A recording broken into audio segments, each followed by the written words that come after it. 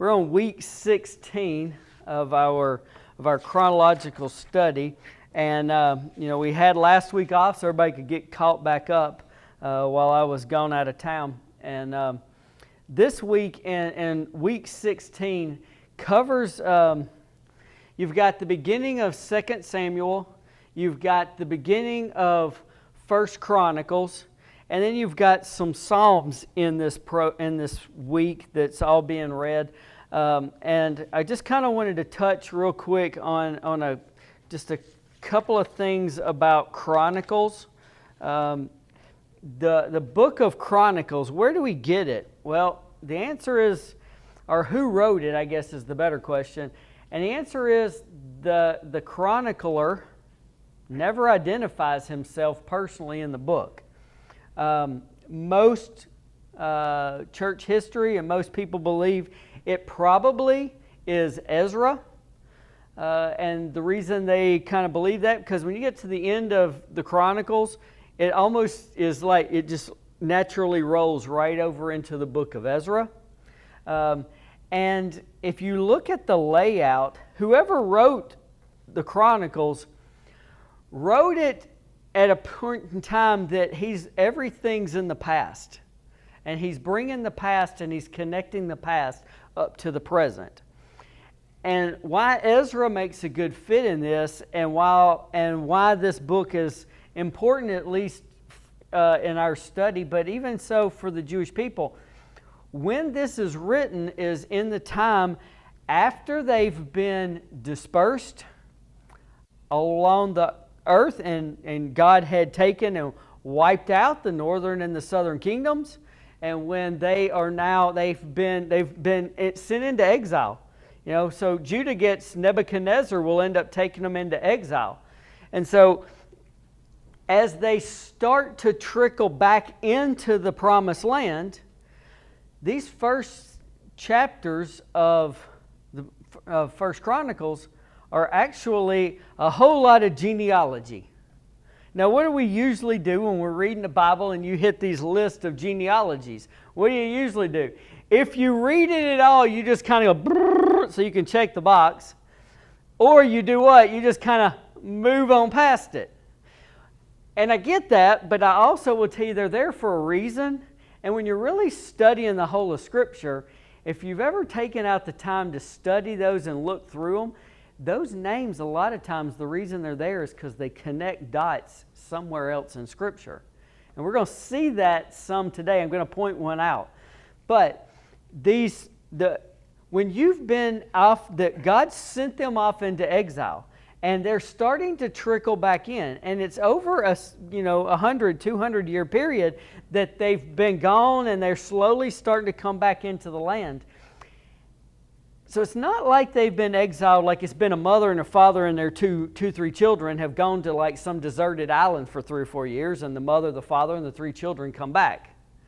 They go off, and those people grow up, and they have families, and they die, and the next generation comes up, and so you keep having this circle. So where are they? They're living in a land that's not theirs. They're off in Babylon and all these different areas. And these people groups are kind of like Egypt. They're worshiping other gods. They're doing all this stuff. So when they get back into the land, this book helps to do something for them, and that's connect the people coming back to who they are as God's people. Okay?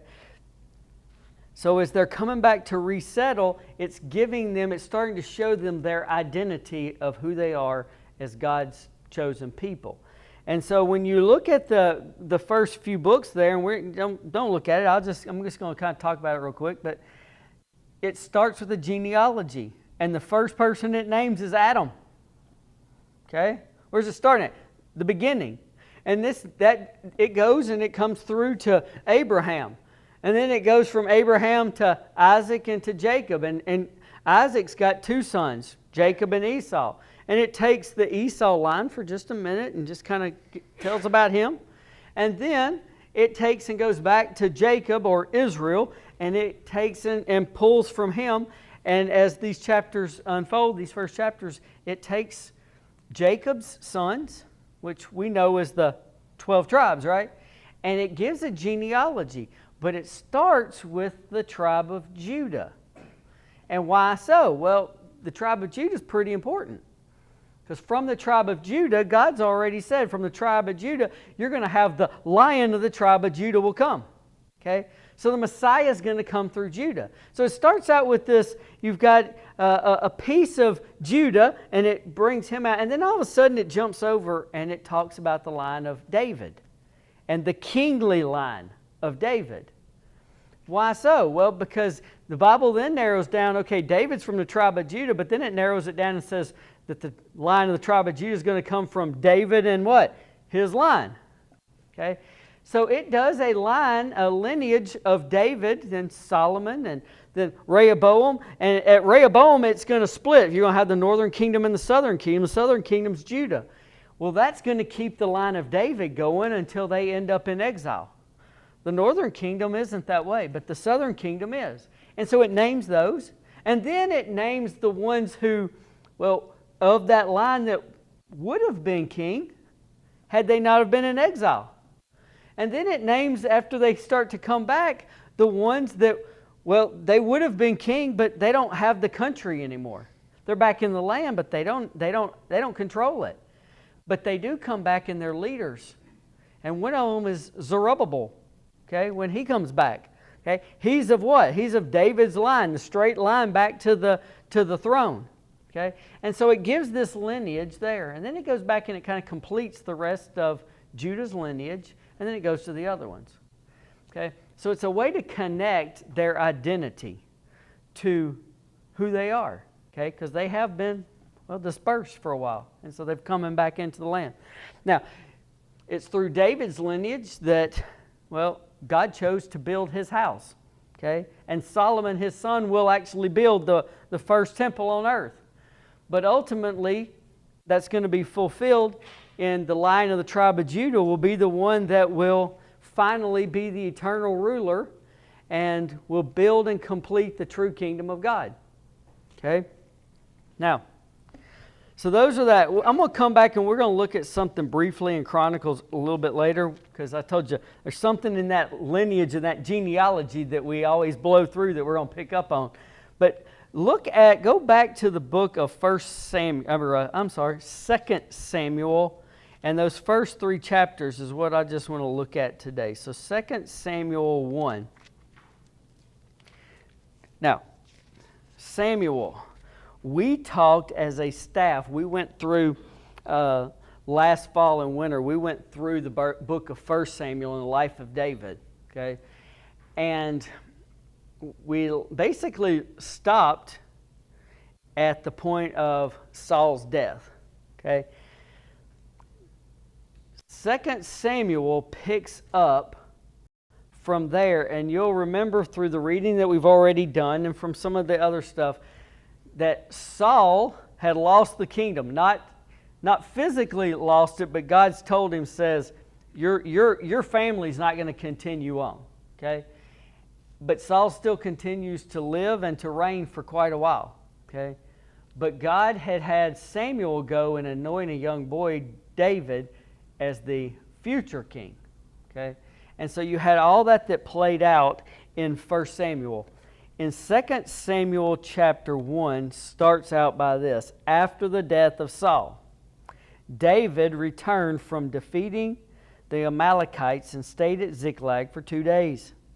On the 3rd day, a man with torn clothes and dust on his head came from Saul's camp. When he came to David, he fell to the ground and paid homage. David asked him, "Where do you come from?" He replied to him, "I've escaped from the Israelite camp." "What was the outcome? Tell me," David asked him. "The troops fled from the battle." What does that mean? They lost.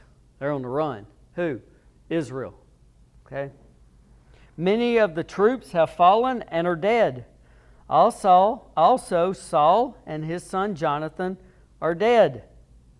David asked the young man, who had brought in the report, "How do you know Saul and his son Jonathan are dead?" "I happened to be on Mount Gilboa," he replied, "and there was Saul, leaning on his spear. At the very moment, the chariots and cavalry were closing in on him." Now, who was it that Saul and the army of Israel were fighting at that point? The Philistines. Okay? And if you remember, go back, David was not in the land of Judah anymore. He was in the land of the Philistines, and he was wanting to go to battle with them. And he would have been fighting in this battle against Israel and Saul. And God saw to it that he wasn't allowed to be there. Why? Because God knew that Saul was going to die in battle. Okay? So, verse 7, when he turned around and saw them, and he saw me, he called out to me, and so I answered, "I'm at your service." He asked me, "Who are you?" I told him, "I'm an Amalekite." Amalekites were... They weren't who they were fighting that day, but they were the folks that, they're the reason that Saul isn't going to be allowed for his kingdom to carry on. He was told by God to go wipe out that people group because of the sin they had committed, and he didn't do it. So here's an Amalekite. "Who are you?" I told him, "I'm an Amalekite." Verse 9, then he begged me, "Stand over me and kill me, for I am mortally wounded, but my life still lingers."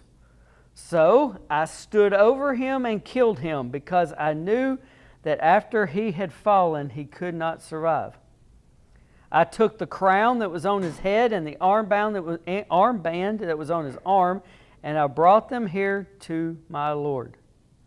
Then David took hold of his clothes, and he tore them, and all the men with him did the same. They mourned, wept, and fasted until evening for those who had died by the sword, for Saul, for his son Jonathan, the Lord's people, and the house of Israel. Okay? So,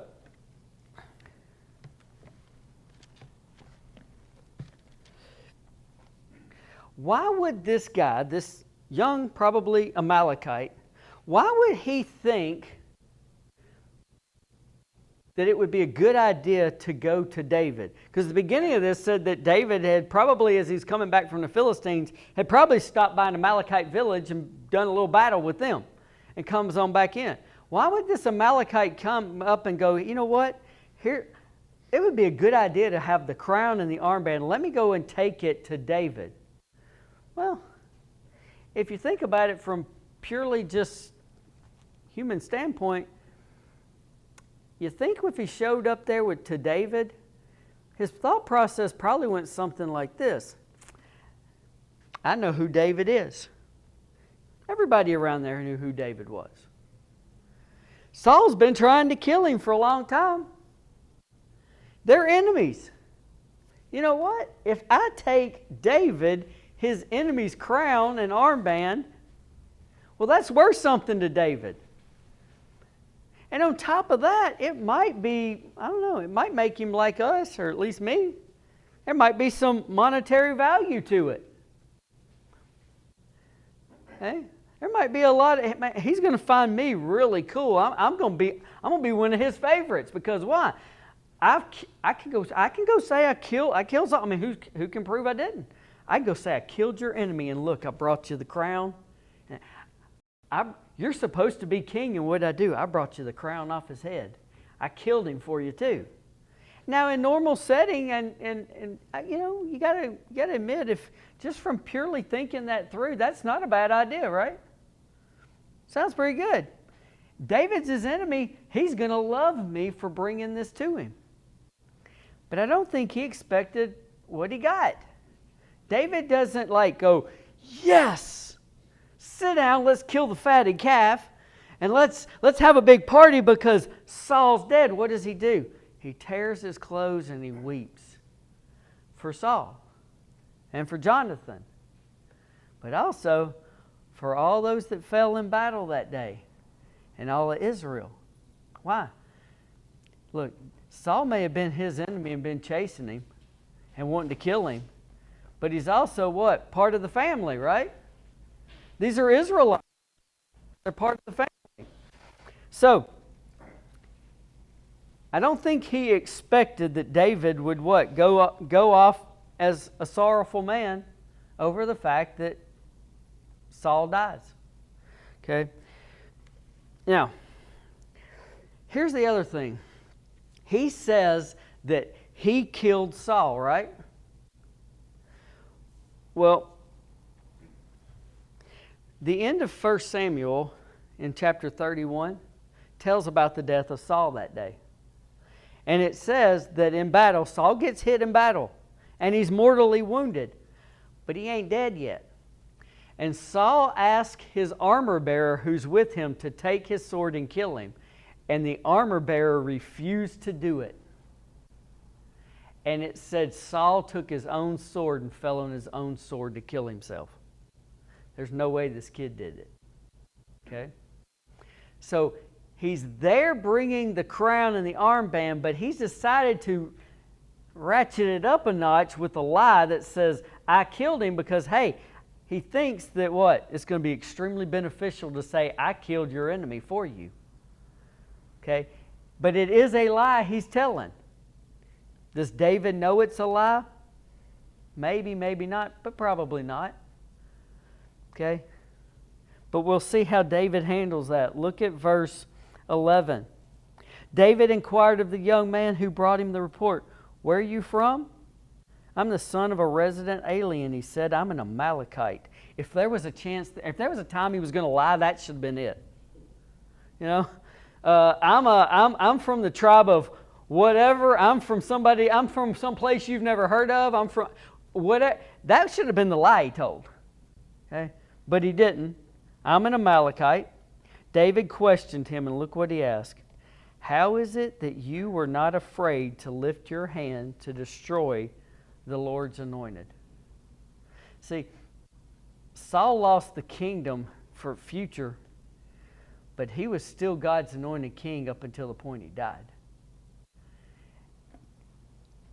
And David looks at him and says, how is it that you weren't afraid to lift your hand and strike down God's anointed? Did David have opportunities to strike down Saul? Sure did. And what did he do each time? I'm not going to touch and harm the Lord's anointed. God's going to do it, not me. And so David had every chance, and possibly you could make the argument every right to do it, and he never did. And here's this Amalekite that comes in and says, yeah, I killed the king for you. And how is it that you were not afraid? Let me ask you this question.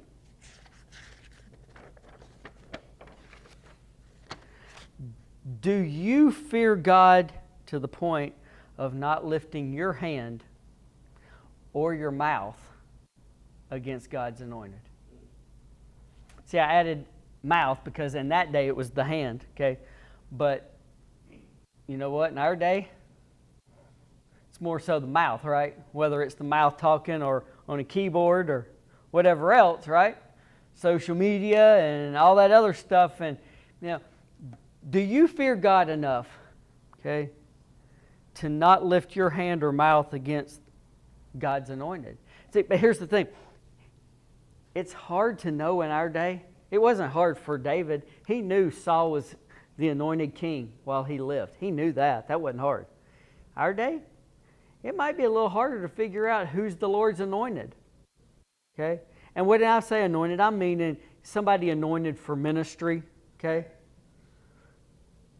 So, because a lot of people either think or want to be anointed, right?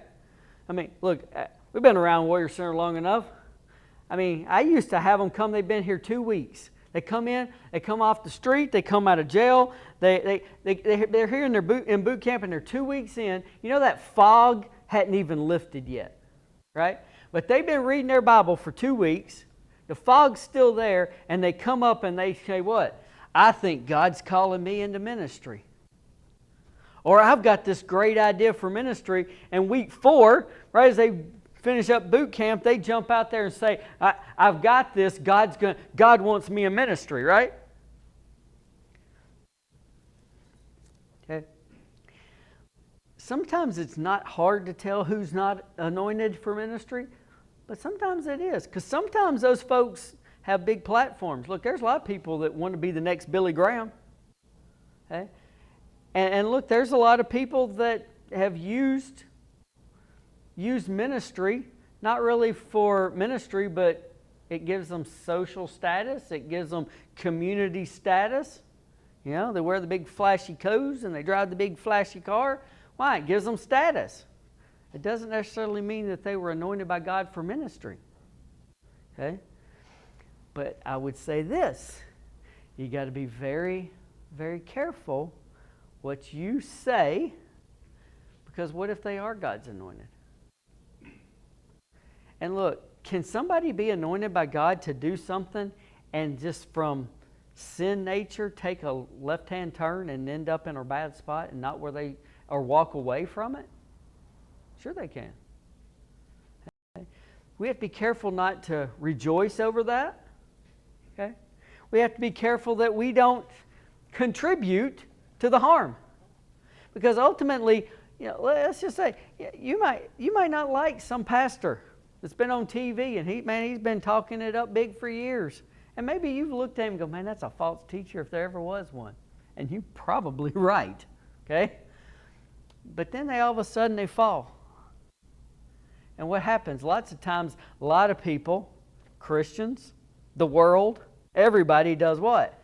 We knew it. And laughing about it and everything else. Well, is that causing harm? But who's the one that is the biggest cause of harm it's doing? To the kingdom of Christ. Okay? So we've got to be real careful on what you say. Okay? And what we do, look, it's hard sometimes. Okay? But be very careful not to speak against the Lord's anointed. And this kid, if he were alive to tell you, he'd tell you why. Look at what happened. Verse 15, David summoned one of his servants and said, come here and kill him. The servant struck him and he died.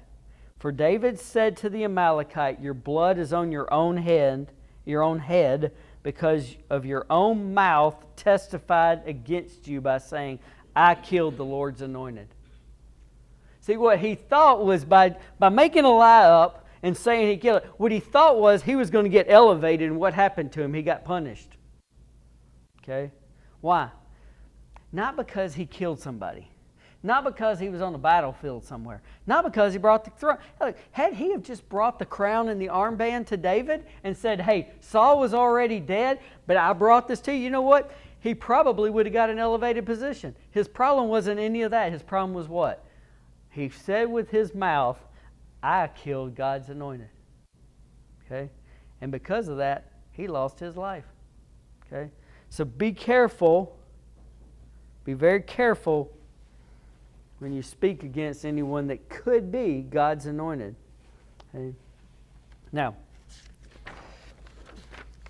chapter 2. Sometime later. When's that mean? Sometime later? I think why it says sometime later, because what it doesn't say is immediately. David got a big old sign, put out a bunch of people in front of him. They had a big march and parade headed into town that said, King David has arrived, and all y'all bow down. That didn't happen. Sometime later, David inquired of the Lord. You remember when he didn't inquire of the Lord? It never worked out well. David inquired of the Lord. Now, not only does he inquire here, I think that this probably takes place. I think that the moment he got word that Saul was dead, he knew he was ordained and or anointed to be future king, and he knew his time had come. And let me ask you something. You think that would scare you a little bit? Look, is there anybody in this room who you think that if if you could, and they would open up the White House and you could move in to take over as president tomorrow, is there any of you that not only think you'd be qualified to do it, is there any of you that wouldn't have an extreme level of fear of taking that job? And if you say, oh yeah, I wouldn't have any fear of it, you're crazy. Honestly, I would say nobody, no president's ever had the office, and none that ever will, are ready for that job. And honestly, I don't know many people that ought to want it. Okay? But can you imagine? Saul's dead, my time is about to come, and I'm fixing to be God's anointed king over all of Israel. Who's all of Israel? Is it just land? Men, women, children, old, young, middle age. Hundreds of thousands, even up to millions, are counting on you to be their king and do it God's way. That's a big undertaking. I think what this has done is, I think in this sometime afterwards, David's had a very strong come to Jesus meeting with God himself. And he spends some time, and I think through it all, okay, it's just like what happens to us. If you spend time in God's Word, what happens? Do you get self-centered, or do you get more of the mind of God? Mind of God. Okay? I think he's spending time with God, and he starts to see and understand the big picture that God's got. And by doing that, I think is going to influence the rest of these next decisions that are going to come up. Because they're not going to be selfish, and they're not going to be based on what I want, and they're not even going to be based on what a few people are doing. Because there's a bigger picture. And God's got a bigger picture that's more than just a couple of people. It's a nation of men, women, young, old, that are going to count on David following the Lord to lead them as a shepherd and point them, and hey, the rest of us down to today get a blessing off of it. Okay? Because the line of the tribe of Judah is coming from this line. Okay? Now, so what does he do in this time? He says, David inquired of the Lord, should I go to one of the towns of Judah? Where is he living at? He's living in Philistine country. Okay?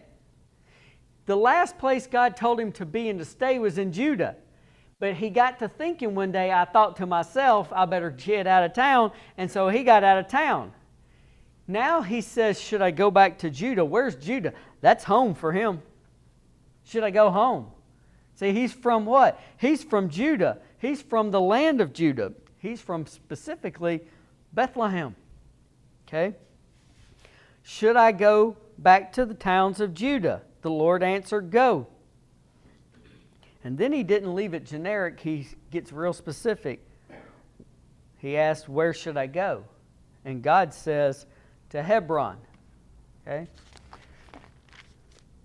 So David went there with his two wives, Ahinoam the Jezreelite, and Abigail the widow of Nabal the Carmelite. In addition, David brought the men who were with him, each one with his family, and they settled in the towns near Hebron. Hey, those guys, not all those guys were from the tribe of Judah.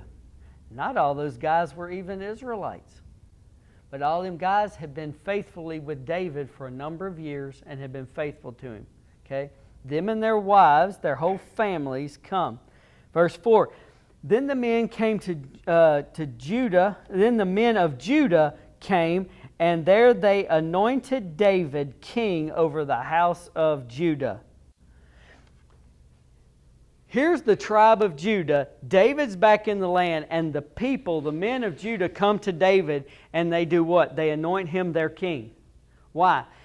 Well, they know that David was supposed to be king next. All Israel knew that. All Israel knew that David was the next king when Saul was gone. And Judah, to their credit, knew it and immediately did what? They got together and they sent their men and said, we're going to anoint you king over Judah. They got on the bandwagon quick. Why? They knew what God had said to do. They knew God was giving the kingdom to David. and they did it. And then it says they, who? The men of Judah, they told David, it was the men of Jabesh Gilead who buried Saul. That's a big deal. Because see, had the Philistines have gotten a hold of him, they would have just mutilated him and probably eventually burned him. They would have done horrible things just to desecrate his body. But see, he was still what? He was still the king of Israel. He had been God's anointed king.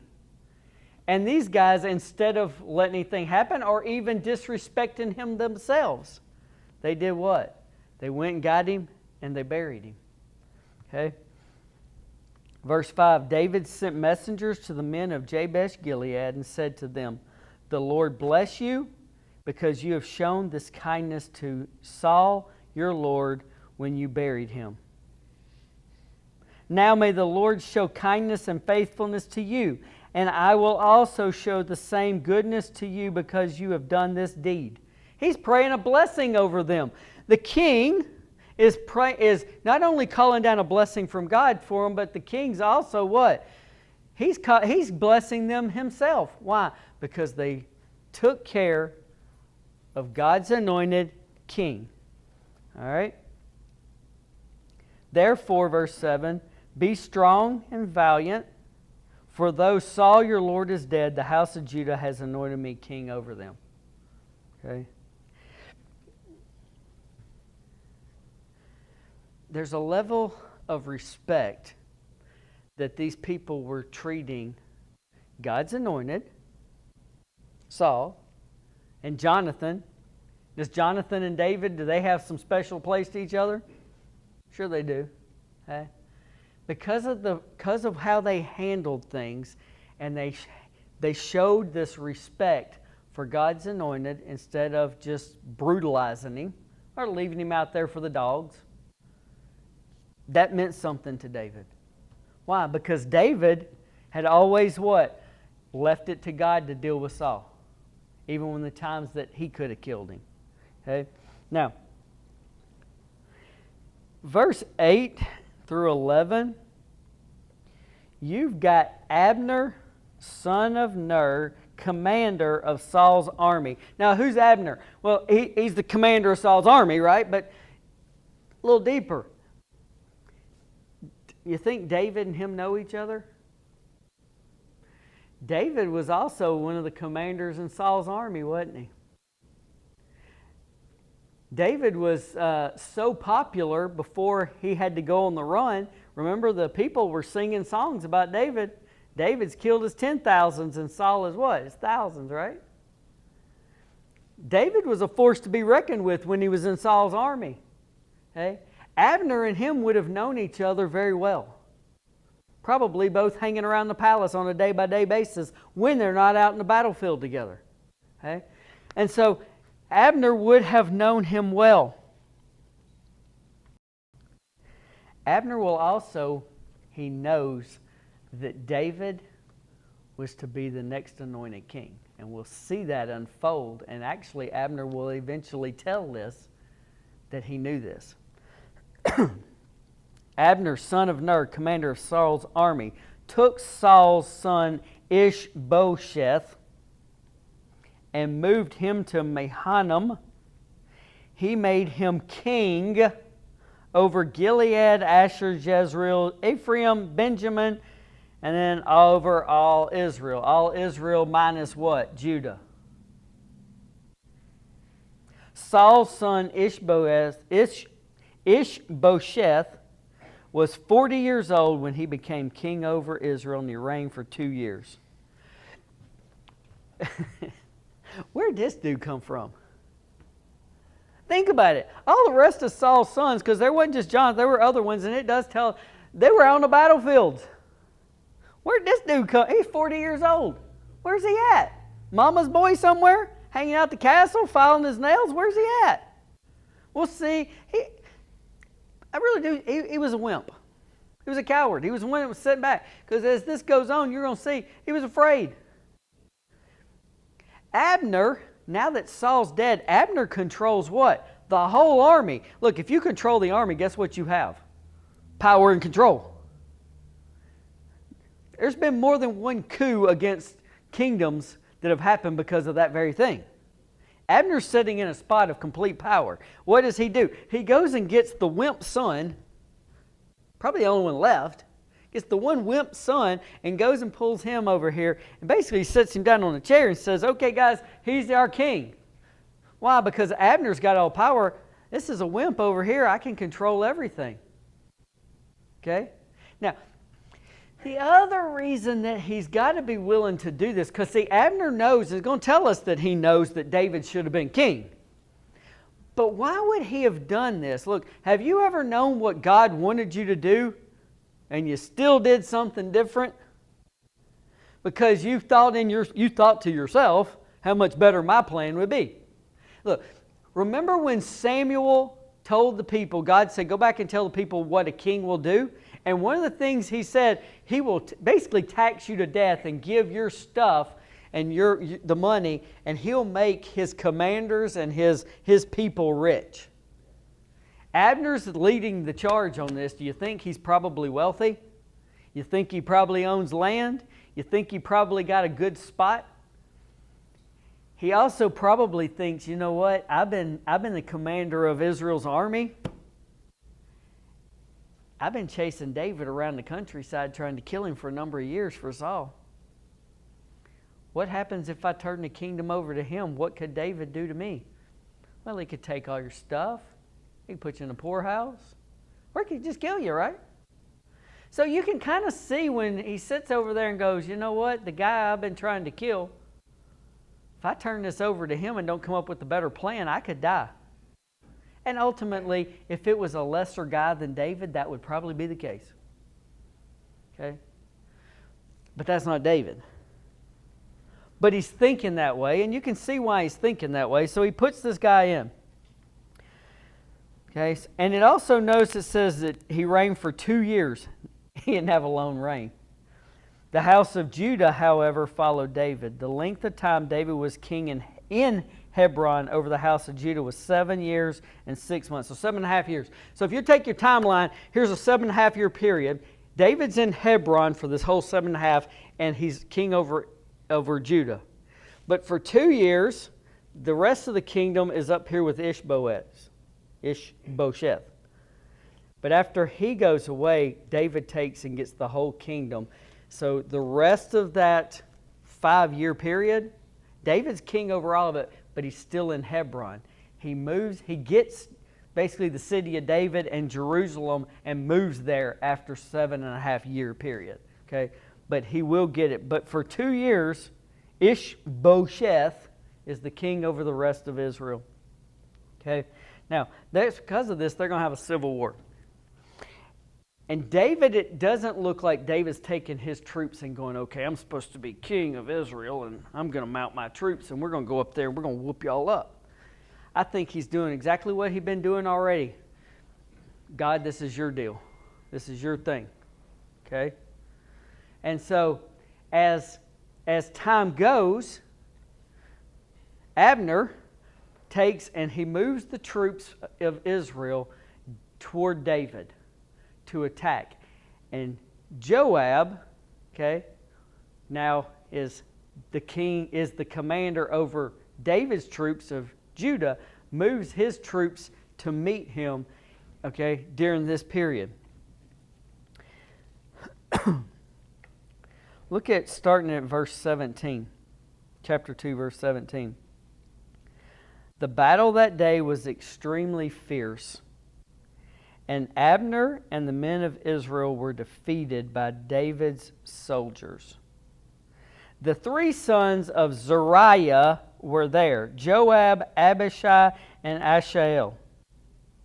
The 3 sons of Zeruiah, where does that come from? You know that genealogy y'all blew through and didn't read? Okay. This is actually a woman's name. Zeruiah is a woman.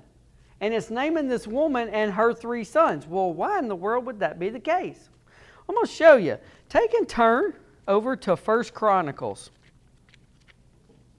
1 Chronicles chapter 2.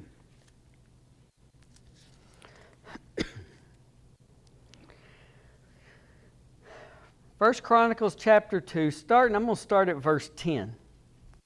Ram fathered Amminadab, and Amminadab fathered Nahashon, leader of Judah's descendants. Nahashon fathered Salma, or Salmon. Salmon fathered Boaz. That means Salmon's married to who? She comes from Jericho. Rahab. Rahab the prostitute. Okay. They had what? A son named Boaz. Here's Boaz. Boaz fathered Obed. Who did Boaz father Obed by? What's her name? Talked about her real recently. Ruth. Okay. So Obed fathers Jesse. Jesse fathered, now look here, Eliab the firstborn. Abinadab was born second, Shimea third, Nathaniel fourth, Radai fifth, Ozem sixth, David seventh. Their sisters were, look at the first one there, Zariah and Abigail. Zariah's three sons were Abishai, Joab, and Asahel. Which means Joab and those two brothers are all David's nephews. Now, David's the runt of the litter. So everybody's older than him. And so this Zariah, his sister, is probably well older than him. Probably, look, my dad's mom, my grandmother, she was the second oldest of 13. So by the time my dad was born, my grandmother had 3 brothers that were real close in age with my dad. And they all grew up more like brothers than they did uncles and nephews. It's probably the case here. Here's David. Here's these 3 boys that are his nephews, which means they're also from what area? Not only Judah, but from Bethlehem. Okay? So that's why the genealogies come into play. Who was this? It's naming this woman here. Heck, if you didn't even know, if you wouldn't have gone into the genealogy, you wouldn't even know she was a woman, would you? Okay, so it names it off, but it's naming all this. Why? Because it's telling us this is David's family. Okay, now, verse 18, back in 2 Samuel 2, verse 18. The 3 sons of Zariah were there, Joab, Abishai, and Asahel. Asahel was a fast runner. Okay? Faster than Tino over there. Speedy like Jimmy Blakely. Asahel was a fast runner, one like the wild gazelles. He chased Abner and did not turn to the right or the left in pursuit of them. Look, in that day, the battle goes on. Somebody starts to lose. They turn and they start to run. Get away. You know what? The other army doesn't go, hey, we control the battlefield now. We own this piece of ground, and just watch them run off. What do? They chase them and continue to slaughter them. That's part of the life there. So what one of the nephews of David sees, there's the commander. There's Abner. I think he had that little moment, kind of like that Amalekite did when he said, hey, there's the king of Judah, of Israel. Hey, here's an opportunity to get who? Abner. And he's got laser focus, and he starts running after him. And he's not paying attention. He doesn't turn to the right, doesn't turn to the left. I'm getting him. I'm getting him. Okay? And he keeps on. He chased Abner, verse 19 again. He chased Abner and did not turn to the right or to the left in pursuit of him. Abner glanced back and said, is that you, Asahel? How would he know him? It's David's nephew, probably close in the same age. He knows all of David's folks. He turns around. Yes, it is, Asahel replied. And Abner said to him, turn to your right or left. Seize one of the young soldiers and take whatever you can get from him. But Asahel would not stop chasing him. He had laser focus and said, I'm going to get him. He's mine. Okay? Once again, Abner warned Asahel, stop chasing me. Why should I strike you to the ground?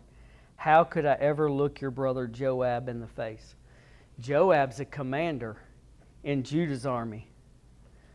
Abner's a commander of Israel's army. They're kind of on the same pay grade. There's still a mutual respect.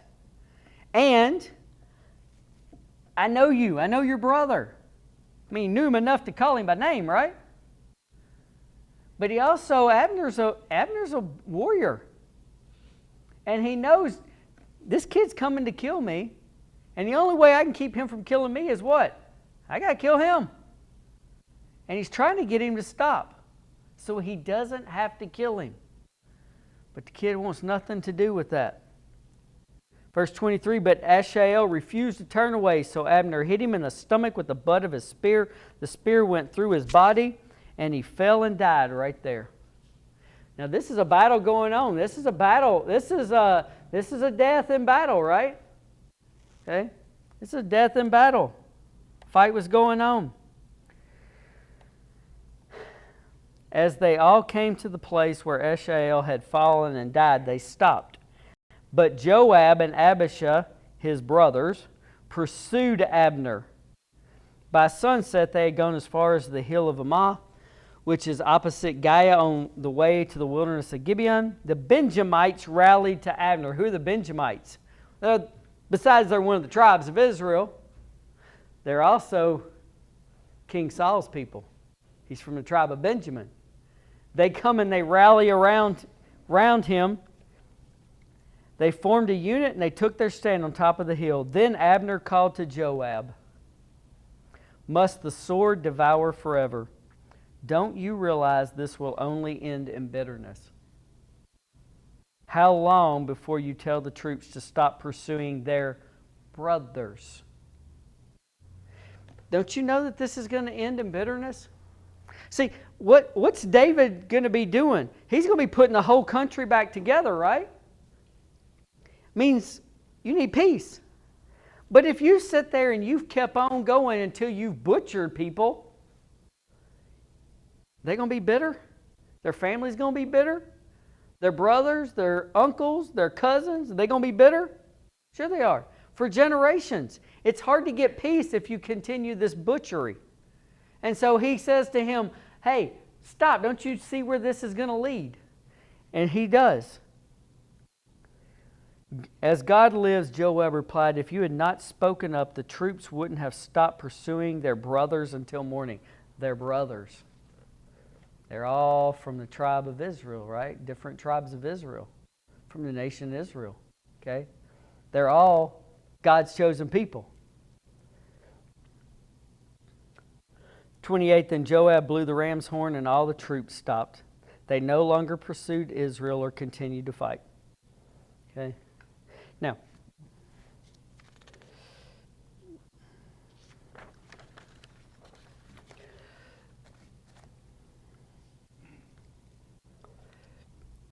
look at, well, let's just do verse 30 and 31 real quick.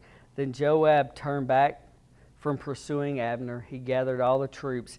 In addition to Asahel, 19 men of David's soldiers were missing. Only 19. But they had killed 360 Benjamites and Abner's men. Okay? Now, it could have been a whole lot worse had they have continued on. That would have what? Ended in bitterness. Okay? Afterward, they carried Asahel to his father's tomb in what land? In Bethlehem, and buried him. Where was Boaz and Ruth? Boaz was in Bethlehem. Where's the family grown up? Bethlehem. Where's the tombs at? Bethlehem. They take him back to Bethlehem to what? David's own family. And that's where they bury him. Okay? Now chapter 3,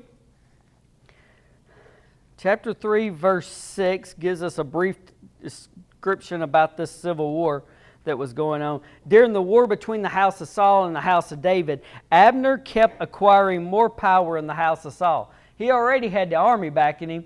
And he's got this kid over here that he's put, 40-year-old man-child that he's got over here as a king by probably title only, and he's building more power in the land. Okay? He's getting more powerful. Verse 7, now Saul had a concubine whose name was Rizpah, daughter of Aiah, and Ishbosheth questioned Abner, why did you sleep with my father's concubine? Well, look, that day as well in this day, sex will get you in trouble. Okay? And it did then too, right? So here you got this king who's been made king, but he ain't got much power, and he turns around and he makes an accusation to Abner, who, while he ain't doing it the way God wanted him to do by turning it over to David, he's being faithful to Saul's family. Now, for his own benefit, of course, but he's doing that. And look at verse 8. Abner was very angry about Ishbosheth's accusation. Look, if you make an accusation and somebody's actually guilty, they still sometimes get mad, right? Because they want to deny it, but they still get mad, right? But if they are guilty of it, they get really mad. I mean, if they're not guilty of it, they get what? Really mad, right? When you make some kind of false accusation. And he says, am I a dog's head who belongs to Judah? He asked, and then he says this, all this time I've been loyal to the family of your father Saul, to his brothers, to his friends, and haven't betrayed you to David. But now you accuse me of wrongdoing with this woman? He's ticked. But you know what? He's fixing to turn a corner. Here's how you know he knew all along that the kingdom was supposed to be David's. May God punish Abner and do so severely if I don't do for David what the Lord swore to him, to transfer the kingdom from the house of Saul and establish the throne of David over Israel and Judah. He knew. He knew.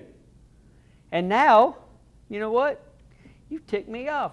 You've accused me of wrongdoing. You know what? I ain't got no loyalty to you anymore. I need to do what? I need to do what I knew all along, that this kingdom was supposed to be David's. I should have never done all this. But you know what? I can make it right. Verse 11, Ishbosheth did not dare respond to Abner because he was afraid of him. He was a coward. It had no power. He was just a figurehead. He wasn't about to say anything else and lose his life. He's afraid of him. Abner sent messengers as his representatives to David. And here's how you know who was in charge. Whose land is it? It's Abner's. Make your covenant with me, and you can be certain I am on your side to turn over all Israel to you. David replied, good, I will make a covenant with you. However, there's one thing I require of you. You will not see my face unless you first bring Saul's daughter, Michal, when you come see me. Now look, he's already got a couple wives. But why is he asking about this one? Because he bought this one. Saul was trying to get him killed. He told him to go out and get 100 foreskins from, I think it was the Philistines, thinking they'd get him killed. And he goes and does it. And he comes back, I want my wife. And what did Saul do? They ended up giving her away to somebody else. I'm not going to read it, but what happens? Ishbosheth says, okay, and they send and they go get Michal from her husband. And they start escorting her headed out to David. And here's the husband. He's right behind. To the point where Abner finally turns around and says, go home. Well, he knew if he didn't, they were fixing to kill him. Why? Because again, this was bigger than that one guy. This was peace for all the land of Israel. Okay? It's peace for all the land of Israel. Okay? So, look at verse 17. Abner conferred with the elders of Israel. Abner's going to go do exactly what he said. In the past, you wanted David to be king over you. Now take action. See, they all knew. They all knew. Now take action because the Lord has spoken concerning David. Through my servant David, I will save my people Israel from the power of the Philistines and the power of all Israel's enemies. He's going to bring peace to the land through David. Abner also informed the Benjamites and went to Hebron to inform David about all that was agreed on by Israel and the whole house of Benjamin. When Abner and 20 men came to David at Hebron, David held a banquet for them and his men. That's pretty intelligent. He held a banquet. See, he could have. I mean, he could have just had his guys waiting over in the dark alley waiting to just whoop them up. But instead, what does he do? He has a banquet. He welcomes them in. He's offering what? An olive branch. He's offering peace. He's offering peace. Okay? And so he gives a banquet for them. Why? Again, I think in that time that David's been spending with the Lord, he's starting to see a picture from a lot higher view. And he's seeing that God's got a bigger plan than just a little bit of petty stuff going on in a few people. And he sees this and it's offering peace. Because otherwise you're going to end up with a civil war. And all those probably millions of men, women, children, grandmas, grandpas, all that. Who's going to suffer the most of a civil war? All them. David's offering a peace. Verse 21, David said to Abner, "Let me go now, and I will gather all Israel to my lord the king. They will make a covenant with you, and you will reign over all you desire." So David dismissed Abner, and he went in peace. Now, David's trying and working from the aspect of peace because he's got to be king over a whole people group and he's looking for peace. Just then, David's soldiers and Joab returned from a raid and brought a large amount of plundered goods with them. Abner was not with David in Hebron because David had dismissed him and he had gone in peace. Then Joab and the whole army arrived, and Joab was informed. Abner, the son of Ner, came to see the king, and the king dismissed him, and he went in peace. And what does he do? Joab went to the king and said, "What have you done? Look here, Abner came to you. Why did you dismiss him? Now he's getting away. You know Abner, son of Nun. He came to deceive you and to find out about your military activities and everything you're doing." Then Joab left David. Okay. Any of you not liked a decision sometime in your life and you think that, you know what, I need to go over there and argue my case? I don't like that decision. I hear something and I think, man, he got it all wrong. I need to march over there and give him my opinion. He should have listened to me better. Okay? That's what Joab was doing. Now, it doesn't tell us what David says, but David probably says something along the lines of this. That's not true. I trust Abner. I know Abner. He's an honorable man. He's going to go do what he said he was going to do. I let him go in peace. No big deal. He's going to handle his stuff. Nothing to fear. Joab probably said, and walked out. But what does it say he did? Let's see, where was I? 26, then Joab left David and sent messengers after Abner. They brought him back from the well at Shirah, but David was unaware of it. Then Abner returned to Hebron. Joab pulled him aside to the middle of the city gate as to speak with him privately. Hey, Abner, come over here a minute. Let's have a little private powwow. And Abner doesn't think anything about it, right? The king's already, we're at peace. And Abner says, hey man, I'm glad we're on the same team now. And what he does it? And there Joab stabbed him in the stomach. And Abner died, look at the next word, in revenge for the death of Asahel, Joab's brother.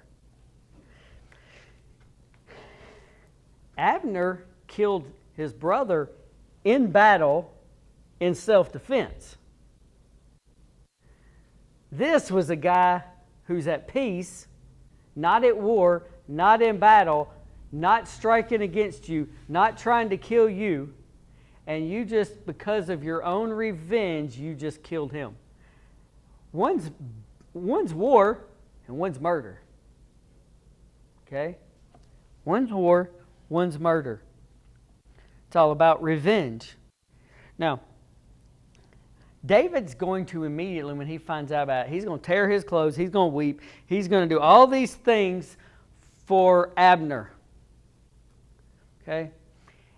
And he's going to make Joab join him in all these mourning things that he's doing while he's mourning over Abner. Okay? Verse 31, if you see it, David then ordered Joab and all the people who were with him to tear your clothes and put on sackcloth, mourn over Abner. The guy who just killed him in revenge is now, because the king says so, you're going to mourn with us. Okay? Got to be a pretty good slap in the face, because you're probably thinking, hey, I've got revenge on my brother's death. Right?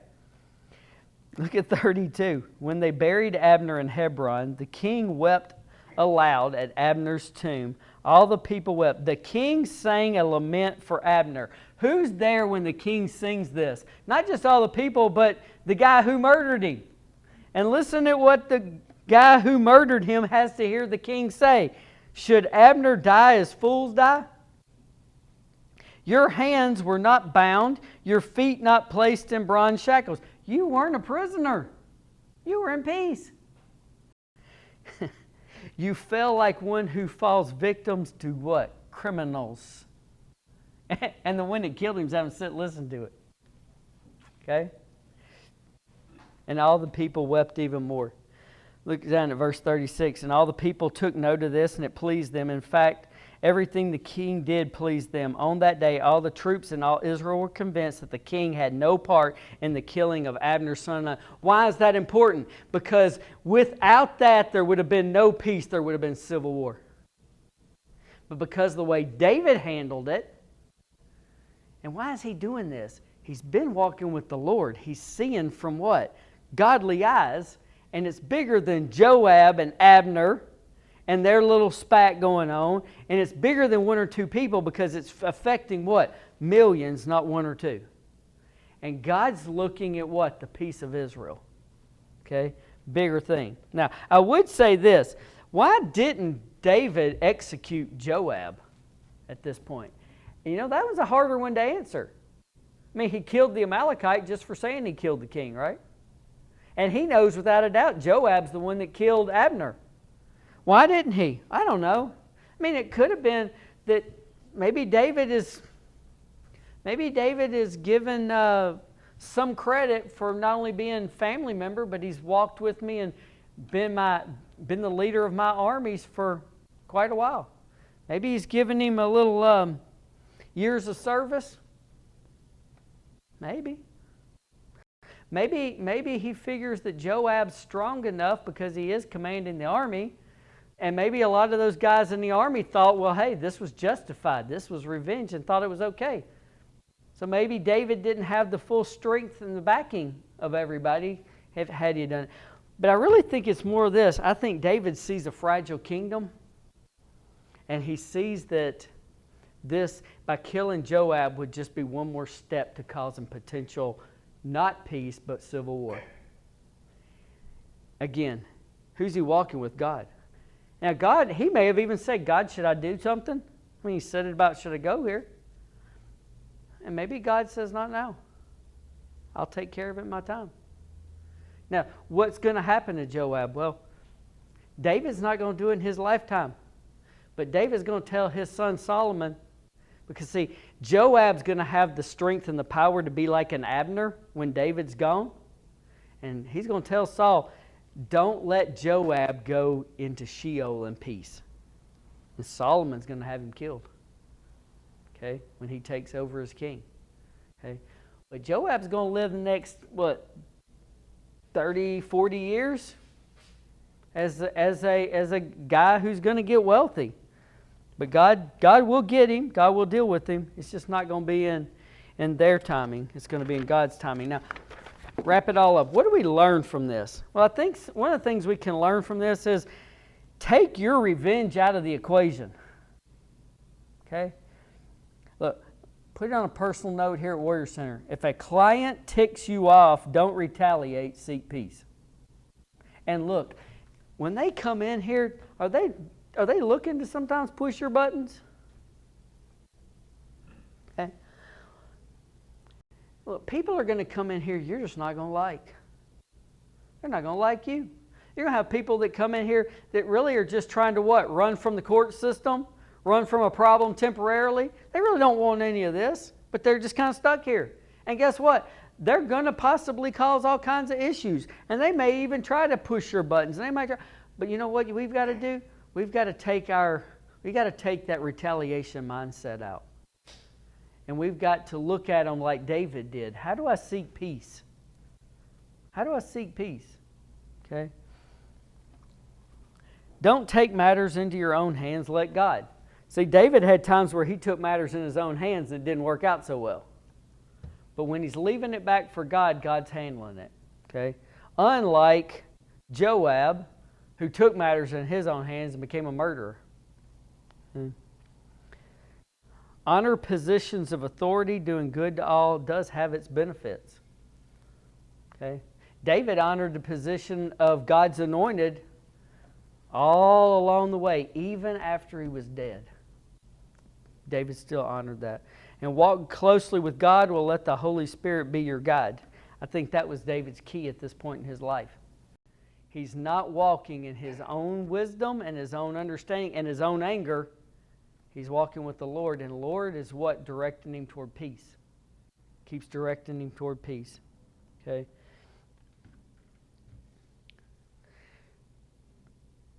Joel's day will come, and David doesn't do everything perfectly. But when he's walking with the Lord, one thing the Bible says about David is he's a man after God's own heart. And what's God see for his people? Peace, prosperity, a shepherd, guarding them, guiding them. Okay? And where's he getting that from? He's not getting it just out of his own self. Because out of his own self, David gets flying off mad ready to go kill somebody too. But David's walking with the Lord. And I think that's the big thing. We're here at Warrior Center. What's one of the hardest things to do when you're out there battling not only anything going on here, but all them clients, and they're coming and they're causing... we got, 65 clients sometimes in the building? How many problems can they have? 5 each, right? Okay. And they can come at you from all sides. You know what? If you try to handle it in your strength, you know what it'll do? It'll blow you up. Walk with the Lord. Let the Lord handle it. Let the Lord deal with it. Okay? Keep yourself plugged in like David was and seek peace. Seek peace. Okay? Thanks.